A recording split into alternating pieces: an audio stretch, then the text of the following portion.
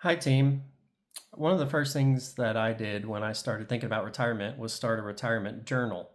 I just had an empty journal lying around, and I started jotting some thoughts and ideas in there, and use it to make lists and that kind of thing. This is kind of a place where you can daydream and brainstorm about your retirement. Things like what do you want to do in retirement? What do you want it to look like? Retirement's different for everybody. For me, I'm sure it'll take a few months. I'll take a few months of just me time and loaf around and have as little obligation as I can. Maybe spend a week and never change out of my house clothes. But I'm sure after that, I'll want to explore some creative outlets. I'll finally have the time and the freedom to do exactly what I want to do with my time. And this journal is kind of a good place to jot down ideas for, what some of those things might be. Um, you can put your bucket list in there. I find it hard to think of everything I want on my bucket list in one sitting. So I can kind of just add to it as I think of things, which is nice. I just kind of keep it in the side table next to my chair in the living room. And that way it's just kind of always handy. And when I think of something, I can just, jot it down in there. Where do you want to travel to?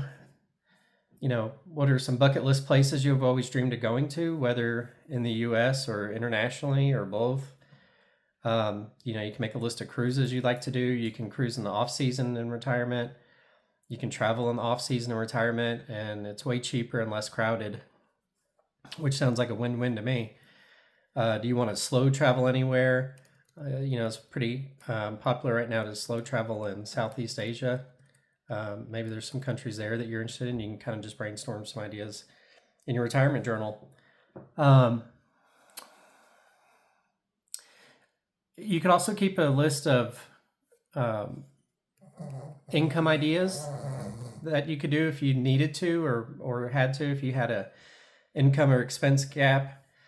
It's nice to just have a list there just to give you confidence of things that you could do for some extra money, like consulting or part-time work, or working for a nonprofit or a freelance handyman, being a decorating, you know, uh, advisor or whatever, or babysitter, content creator, writer, editor. You may never need this fallback plan, but it's nice to brainstorm about it to, just have the confidence there. What hobbies do you want to start or keep? You can start just brainstorming a list of possibilities. You don't have to do them all, and you might not be interested in them now, but you might at retirement. You can also make notes of, maybe shows that you like to watch if you had extra free time, or books you'd like to read, or board games or video games you'd like to play or play again. You keep a list of nonprofits that you might be interested in helping, and I write pep talks in there to kind of keep myself motivated and you know kind of envisioning what my life would look like in retirement. So it's nice to go back and see what a younger you thought about retirement. I started my journal 4 years ago, and it's kind of interesting to go back and read what I wrote then, and how I thought about retirement versus now. Pretty similar, but a couple things have changed, and it's just kind of interesting to go back and look at it. All right, here's your dad joke for the day. I put a gummy worm on a hook and caught a Swedish fish. I made that one up. If you're new to this channel, I'm just your average Joe Schmo. Have a wife and 4 kids, and I'm 45, and I'm planning to retire in 10 years. And this is just a channel chronicling that journey. From now until we hit the finish line.